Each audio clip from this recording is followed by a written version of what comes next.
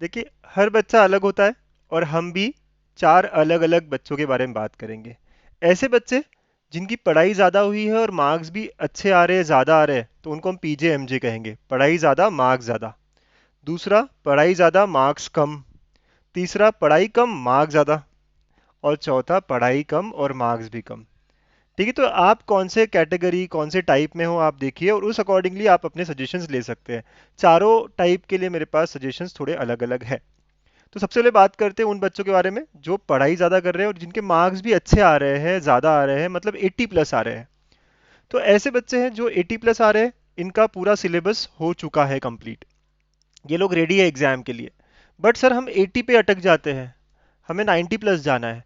Sir मैं 86 88 पे अटक जाता हूँ, मुझे 98 और 100 लाना है, क्या करूँ मैं?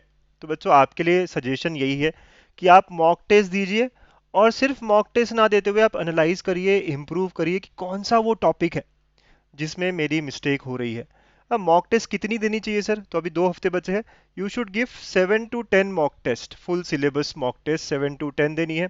और हर मॉक टेस्ट को एनालाइज करना है, जैसे कि फॉर एग्जाम्पल अगर मेरा क्वेश्चन नंबर 5 गलत हुआ है, तो वो कौन से चैप्टर का है? एप्लीकेशंस ऑफ डेरिवेटिव का है। कौन सा कॉन्सेप्ट है? मैक्सिमा एंड मिनिमा है। और उसमें वो कौन सा प्रॉब्लम था? तो सेक्टर के बारे में था, एरिया ऑफ सेक्टर के बारे में।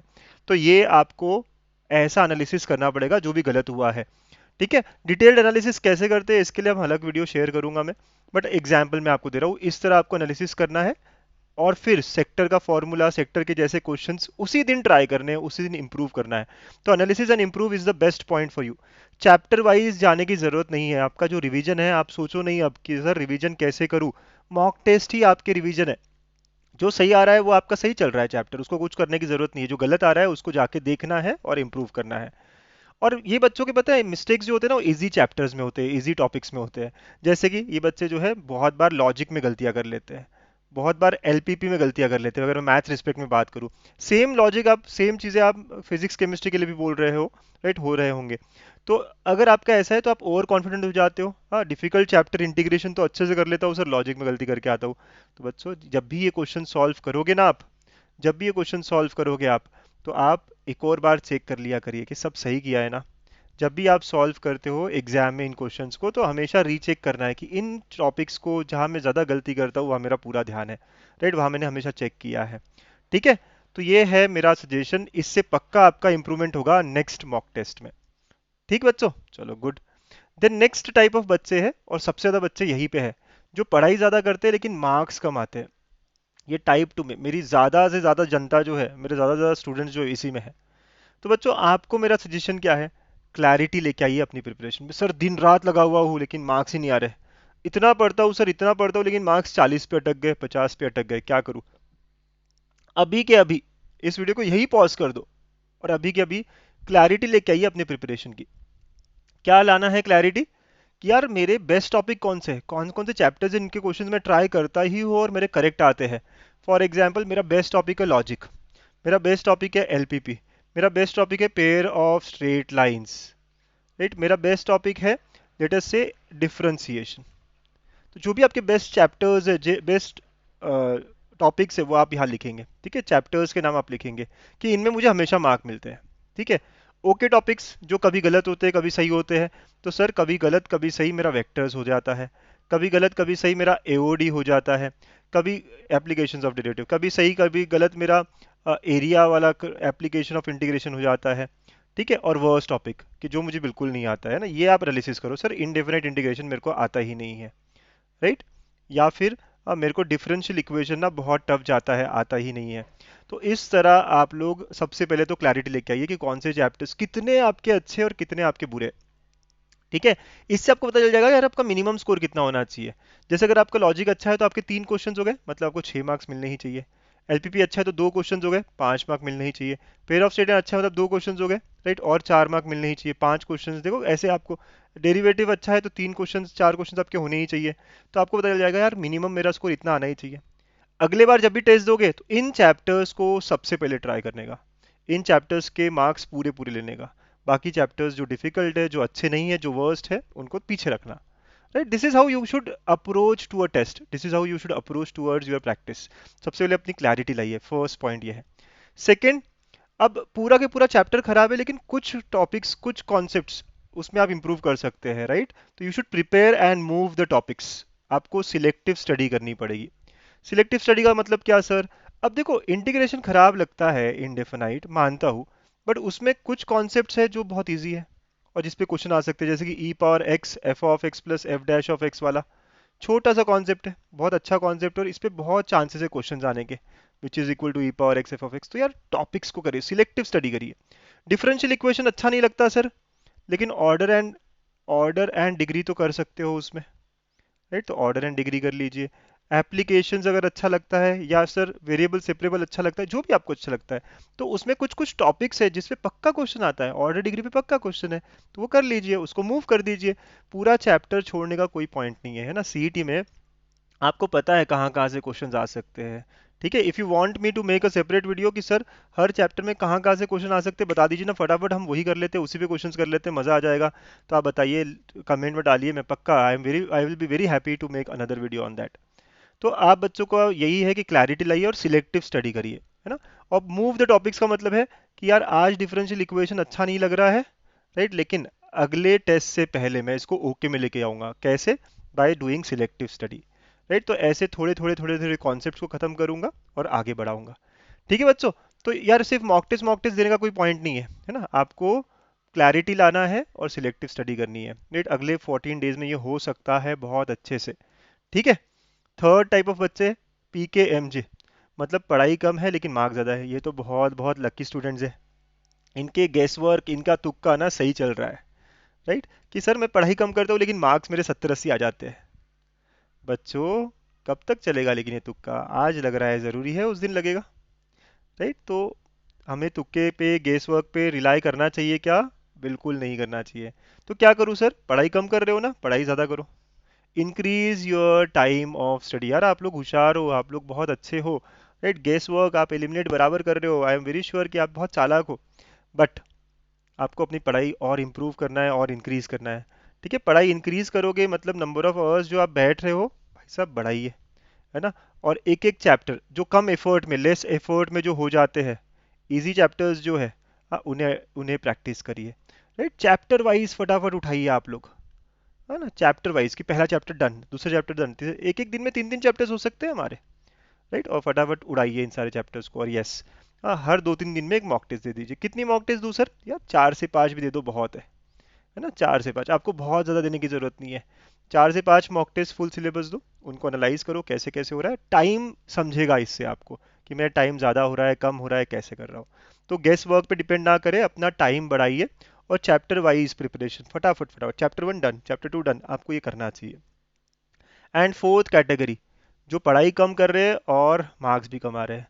बच्चों क्या कर रहे हैं हम? पढ़ाई भी कम कर रहे हैं, मार्क्स भी कमा रहे हैं, हमें अच्छा इंजीनियरिंग कॉलेज चाहिए या नहीं?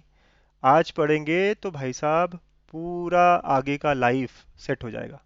बहुत इंपॉर्टेंट ईयर है, समझ क्यों नहीं रहे हम? तो अपना टाइम बढ़ाइए, है ना, इंक्रीज करिए पढ़ने का। आप लोग सिलेक्टिव स्टडी करिए। आप लोग सिलेक्टिव स्टडी में भी इजी चैप्टर्स जो सबसे कम टाइम लेते हैं, वो जैसे लॉजिक, 2 घंटे में आपको पता है कि जो जो पढ़ना है हो जाएगा खत्म। LPP 2 घंटे में खत्म हो जाएगा। प्रोबेबिलिटी डिस्ट्रीब्यूशन, हाँ, 2 घंटे में खत्म हो जाएगा। बाइनोमियल डिस्ट्रीब्यूशन, मतलब एक दिन में आप ये 4 टॉपिक्स कर सकते हैं इतने कम एफर्ट में। और देखो आपके यहाँ पे 3 क्वेश्चंस, यहाँ 2 क्वेश्चंस, यहाँ 2 क्वेश्चंस, यहाँ 1 क्वेश्चन, देखा आपने कितना? 20 मार्क तो यहीं पे मिल रहे हैं आपको, है ना? 9-10 क्वेश्चंस यहीं पे हो रहे हैं, 7-8 क्वेश्चंस आपके यही हो रहे हैं, तो 20 मार्क के आसपास आपका प्रिपरेशन हो गया, बस इस टॉपिक को अच्छा कर दिया। फिर और भी, हाँ, पूरा चैप्टर भी नहीं समझ में आ रहा हो तो यार कॉन्सेप्ट्स, डिफरेंशियल इक्वेशन का ऑर्डर एंड डिग्री इजी है सर, हाँ, तो ऑर्डर एंड डिग्री पहले कर लो। पता है आपको इस पे क्वेश्चन आता ही आता है ऑर्डर एंड डिग्री पे, तो आप कंप्लीट अपना पूरा चैप्टर मत छोड़िए। एरिया वगैरह पे जुगाड़ है बहुत सारे, अगर आपने मेरा वीडियोस देखे होंगे, हाँ, कॉन्सेप्ट वगैरह के, तो एरिया चैप्टर तो पूरा पूरा जुगाड़ से निकल जाता है, right? Pair of straight lines में बहुत सारे जुगाड़ है, सारे जुगाड़ कर लो। बस जुगाड़ कर करके भी जाओगे तो आपके बहुत सारे मार्क्स इंप्रूव हो जाएंगे, आप 50-60 आराम से स्कोर कर पाओगे। हमारा टारगेट होना चाहिए 60+ जाना, जिनके मार्क्स बहुत कम आ रहे हैं। और अगर आप इजी चैप्टर्स, आपके फेवरेट चैप्टर्स और जुगाड़ कर लेंगे ना, तो आप 60+ पहुंच जाएंगे। तो थोड़ा चैप्टर वाइज ध्यान दीजिए, पूरा पूरा चैप्टर में ना छोड़िए, उसमें जो इजी इजी जुगाड़ है अब वो सब पकड़ के रखिए। कहाँ मिलेंगे सर ये सारे जुगाड़? तो यार already most important 1000 questions, most important concept, सारी सीरीज मैंने शेयर कर रखी है, लिंक्स भी मैं शेयर कर दूंगा इस डिस्क्रिप्शन में। तो बच्चों ऐसे आपको प्रिपरेशंस करनी है। और मॉक टेस्ट देना है कि नहीं? हाँ दीजिए, आप भी मॉक टेस्ट। हाँ 3-4 मॉक टेस्ट दीजिए, लेकिन आप ज़्यादा से ज़्यादा चैप्टर वाइज पे ध्यान दीजिए। राइट, ज़्यादा बहुत ज़्यादा रोज मॉक टेस्ट देना है, फिर कुछ करना नहीं है, थक गए, लो स्कोर आ गया, ये सब में मत पड़िएगा। ठीक है बच्चों? Okay sir. अच्छा, अब कुछ बातें जो सभी को ध्यान देनी है, सभी को। ये पॉइंट जो है वो सभी के लिए है। What are the dos and don'ts for all? तो बच्चों सबसे पहले तो आखिरी 14 डेज है, अब हमें क्वालिटी पे ध्यान देना है, क्वांटिटी पे नहीं। राइट, क्वालिटी पे कैसे? मॉक टेस्ट, उनके जो जो नहीं आ रही है वो चीज़ें। या अगर कोई चैप्टर भी निकाल रहे हो तो 1000 क्वेश्चंस, 500 क्वेश्चंस, 50 क्वेश्चंस नहीं करने, बस 20-20 क्वेश्चंस अलग अलग टाइप के। लॉजिक अगर लिया तो एक क्वेश्चन कॉन्ट्रा पॉजिटिव पे, एक क्वेश्चन निगेशन कैसे निकालते हैं, एक क्वेश्चन टोटोलॉजी कैसे बताते हैं, एक क्वेश्चन इक्विवेलेंट फॉर्म कैसे करते हैं। ऐसे अलग अलग टाइप ऑफ। और हाँ, लिख लिख के प्रैक्टिस करिए। बहुत सारे बच्चे क्या करते हैं, बहुत सारे यूट्यूबर्स, बहुत सारे टीचर्स को बस यूट्यूब पे देखते हैं सॉल्व करते हुए, हाँ मुझे आता है, मुझे आता है, और फिर एग्जाम में जब सॉल्व करते ना, सर मैं आखिरी स्टेप तक नहीं जा पा रहा था, मुझे पता था क्या करना है बट मेरा आंसर नहीं आ पा रहा था। सर आप जब करते हो ना, या फिर मैं होमवर्क जब करता हूँ तब मुझसे सब होता है बट एग्जाम में नहीं होता। क्यों नहीं होता? ऐसा क्या रीजन है? क्योंकि जब मैं सॉल्व कर रहा हूँ तो मैं आपकी हेल्प कर रहा हूँ। जब आप खुद सॉल्व कर रहे हो तो गूगल बाबा और अलग अलग साइट्स आपकी हेल्प कर रही होती है। राइट, क्योंकि आपको कुछ नहीं आया, फटाक से आप हेल्प ले लेते हो। एग्जाम में कोई नहीं है हेल्प करने वाला, इसीलिए आपके आंसर्स तक नहीं पहुंच पा रहे आप। तो क्या करना चाहिए इसके लिए? अभी कोई भी क्वेश्चन देखा, सारे डिवाइसेस बंद करो, सिर्फ क्वेश्चन जहां दिख रहा है वो रखो और सॉल्व करो अच्छे से, आखिरी स्टेप तक जाइए।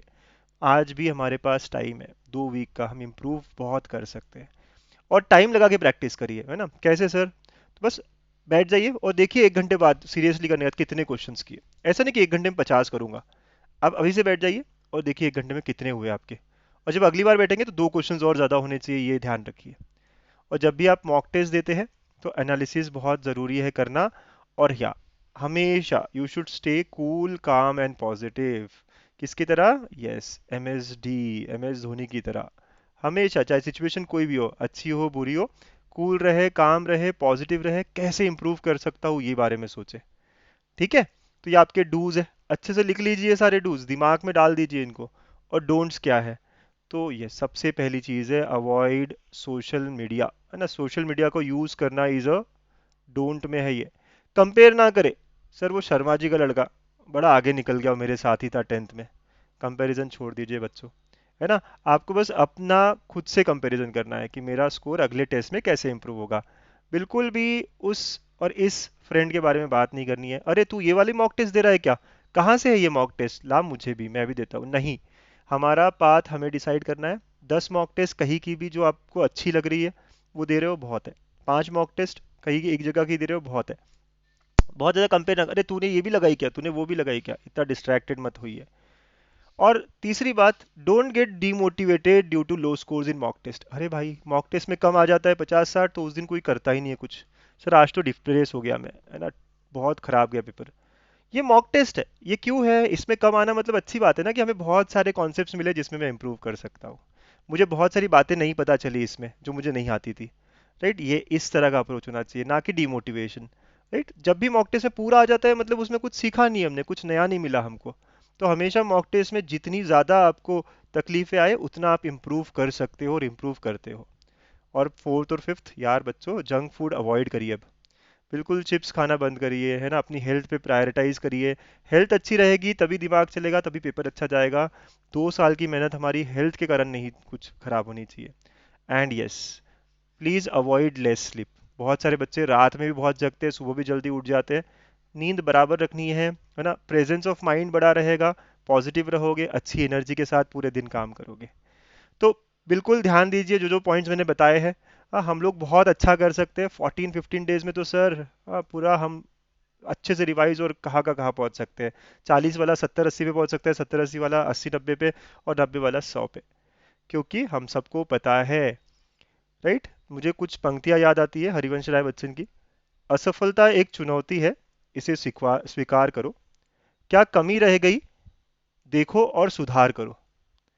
जब तक सफल ना हो, नींद चैन को त्याग दो तुम। संघर्ष का मैदान छोड़कर मत भागो तुम। कुछ किए बिना ही जय जयकार नहीं होती। कोशिश करने वालों की कभी हार नहीं होती। तो हमेशा हमें ट्राई करना है लास्ट मोमेंट तक, लास्ट दिन तक। All the best everyone. I hope कि आप सब अच्छा करोगे। ऐसे ही और वीडियोस कौन कौन से टॉपिक्स पे आपको चाहिए, आप प्लीज़ कमेंट में डाल दीजिएगा कि sir how to analyse the mock test, how to revise the topics, या और बहुत बहुत सारे क्वेश्चंस होंगे। तो आई वुड ट्राई कि आपके कमेंट्स में जो भी क्वेश्चंस है उनको मैं वीडियो के फॉर्म में आंसर करूँ। Thank you and take care. All the best.